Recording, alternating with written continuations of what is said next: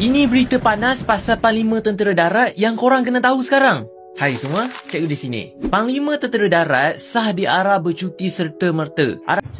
Petang ini saya akan mulakan mendedahkan. Jadi lawyer kena standby. Satu dokumen bertaraf rahsia besar. Label merah kan.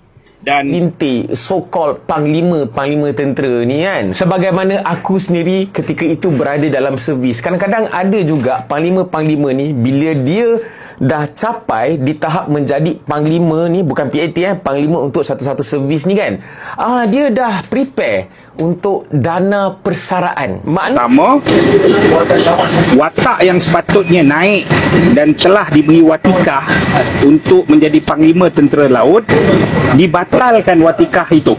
Satu. Tuan-tuan makan rasuah, datuk-datuk makan rasuah, Tan Sri Nasi makan rasuah, khususnya dalam konteks agensi penguatkuasa, tuan-tuan bagilah minta maaf dekat satu-satu ni rakyat Malaysia.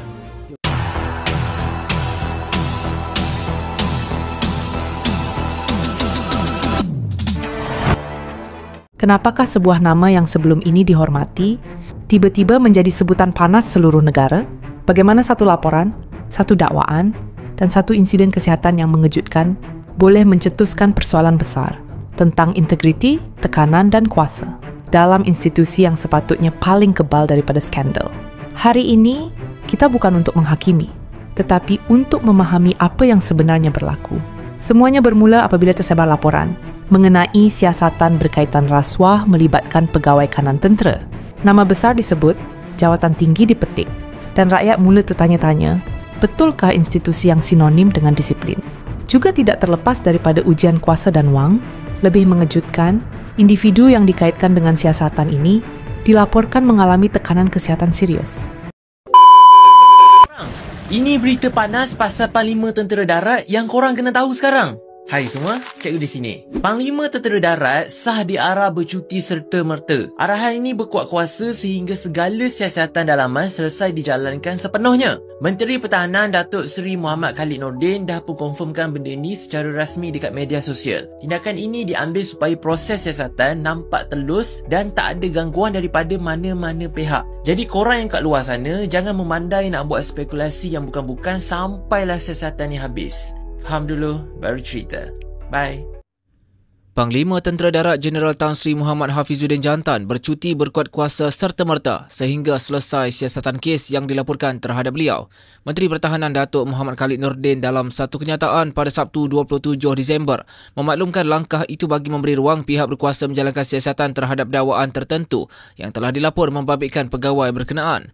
Katanya bagi memberikan ruang kepada pihak berkuasa menjalankan siasatan terhadap dakwaan tertentu yang telah dilaporkan melibatkan Panglima Tentera Darat, beliau akan bercuti berkuat kuasa serta-merta sehingga selesai siasatan. Menurutnya, langkah pentadbiran ini diambil bagi memastikan proses siasatan berjalan lancar tanpa sebarang konflik kepentingan. Kenyataan berkenaan bagaimanapun tidak memperincikan apa laporan yang dibuat membabitkan Muhammad Hafizuddin. Petang ini saya akan mulakan mendedahkan. Jadi lawyer kena standby. Satu dokumen bertaraf rahsia besar. Label merah kan. Dan kenapa saya dedah ni? Saya bagi tahu yang saya dedah, saya dah bagi kepada SPRM dan polis dan saya tengok tak bertindak. Okey, dia serbu. Dia kata beberapa tempat diserbu, rumah diserbu. Saya bagi tahu safe house dah diserbu. Tapi dia umum tak berapa takapan safe house.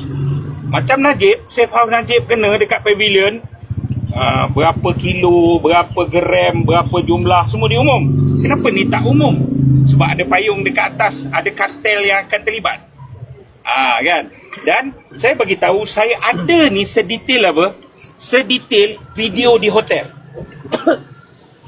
Ni yang bab rasuah ni saudara, sampai isu skandal, isu perempuan, ini keselamatan negara tau.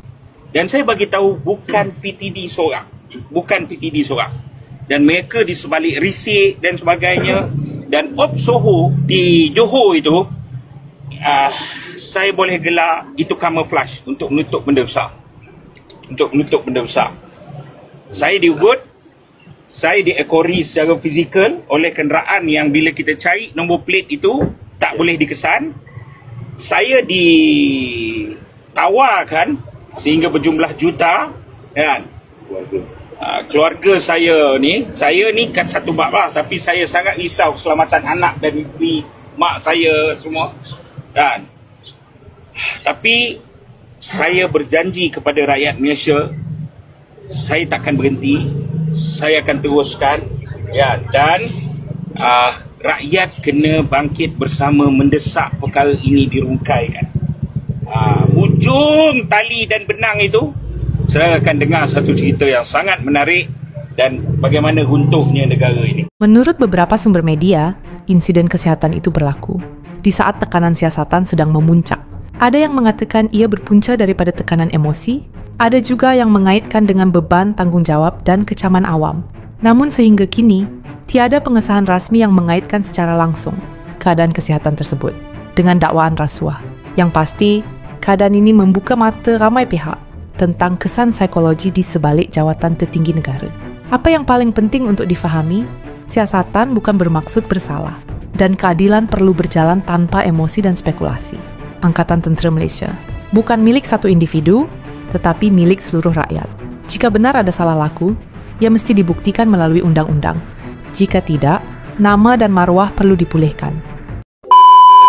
Nak cerita sikit lah, benda ni yang menjadi, aku tak tahulah, dia bukanlah tradisi sebab tak semua orang buat pun, tapi adalah segelintir so-called panglima tentera ni kan. Sebagaimana aku sendiri ketika itu berada dalam servis, kadang-kadang ada juga panglima ni bila dia dah capai di tahap menjadi panglima ni, bukan PAT panglima untuk satu-satu servis ni kan, dia dah prepare untuk dana persaraan. Maknanya dekat sini dia dah prepare dah. Okey, aku jadi panglima ni mungkin lagi 2 tahun, 3 tahun.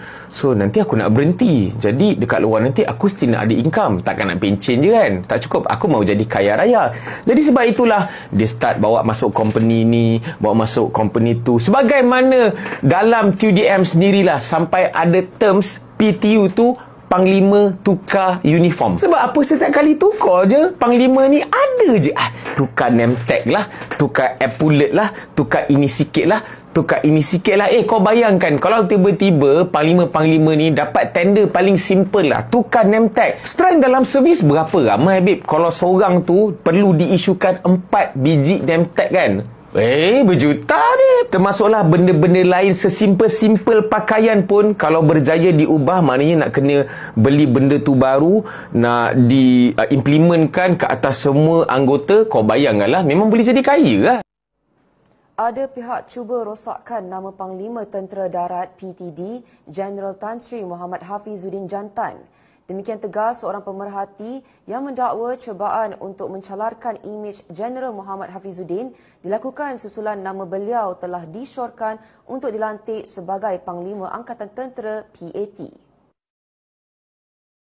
Pemerhati mendakwa isu yang tersebar kini bukan mengenai satu individu sahaja. Sebaliknya, kontroversi berkenaan sengaja dicipta untuk mengekang pelantikan beliau sebagai PAT. Malah katanya gerakan untuk memburukkan Hafizuddin adalah percubaan untuk mencemarkan reputasi serta nama beliau. Sebelum ini memetik laporan berita harian, Menteri Pertahanan Datuk Seri Muhammad Khalid Nordin dalam kenyataan rasmi menegaskan Jeneral Muhammad Hafizuddin diarahkan bercuti berkuat kuasa serta-merta sehingga siasatan terhadap dakwaan tertentu selesai. Katanya langkah pentadbiran ini diambil bagi memastikan proses siasatan SPRM berjalan lancar tanpa sebarang konflik kepentingan. Siasatan Suruhanjaya Pencegahan Rasuah Malaysia SPRM dipercayai berkaitan aduan Ketua Bersatu Bahagian Port Dickson Badrul Hisham Syaharin atau Cik Gubat mengenai aliran tunai besar dalam akaun seorang pegawai tentera dan ahli keluarganya daripada syarikat projek ketenteraan.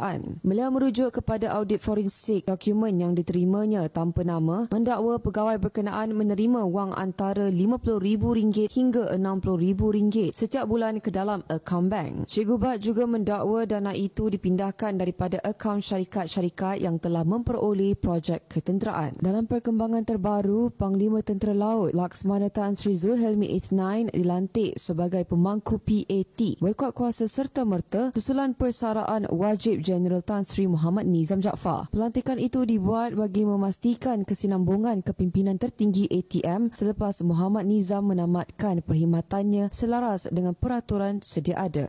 Hasilnya apa? Okey, baik.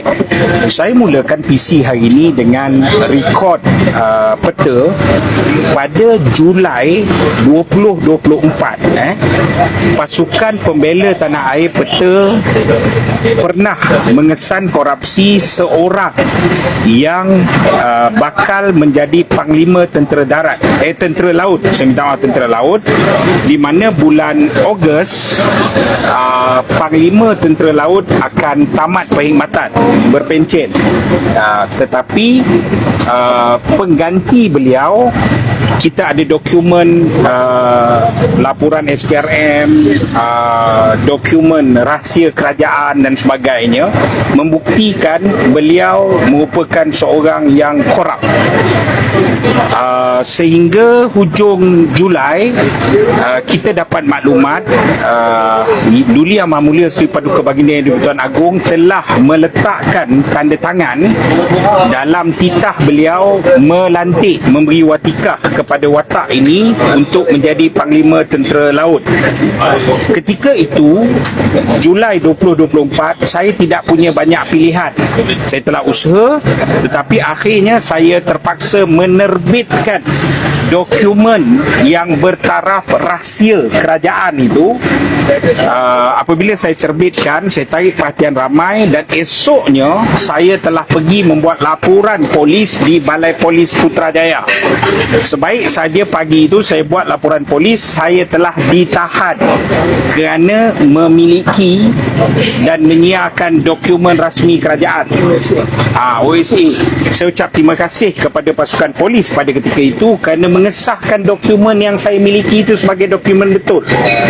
Hasilnya apa? Hasilnya ialah, pertama, watak yang sepatutnya naik dan telah diberi watikah untuk menjadi Panglima Tentera Laut, dibatalkan watikah itu. Satu. Tuan-tuan makan rasuah, datuk-datuk makan rasuah, Tan Sri Nasi makan rasuah, khususnya dalam konteks agensi penguatkuasa, tuan-tuan pergilah minta maaf dekat satu-satu ni rakyat Malaysia. 33 juta pergilah minta. Tu kena faham betul-betul tuan, ini bukan saya bercakap, ni ustaz tu faham betul-betul. Kalau tuan-tuan buat dosa dengan Allah, tuan-tuan minta ampun kepada Allah, tak apa, Allah ampunkan. Ini dosa tuan-tuan, ni rasuah dosa dengan manusia, bukan dengan Allah. Dengan Allah mana ada lah. Tu faham tu tuan-tuan. Kisah ini mengajar kita satu perkara besar, bahawa kuasa tanpa integriti adalah beban dan jawatan tinggi tidak kebal daripada ujian hidup. Dalam dunia penuh tekanan, manusia tetap manusia, dan kebenaran tidak pernah takut kepada siasatan. Persoalannya sekarang, adakah ini hanya salah faham besar atau pendedahan yang belum selesai? Tulis pendapat anda di ruangan komen. Dan jangan lupa subscribe Arus Story, kerana kami akan terus membawa cerita di sebalik tajuk dengan tenang, berfakta dan beradab. Arus Story, dari lensa dan cerita. Bukan sahaja dihayati, tapi dipelajari.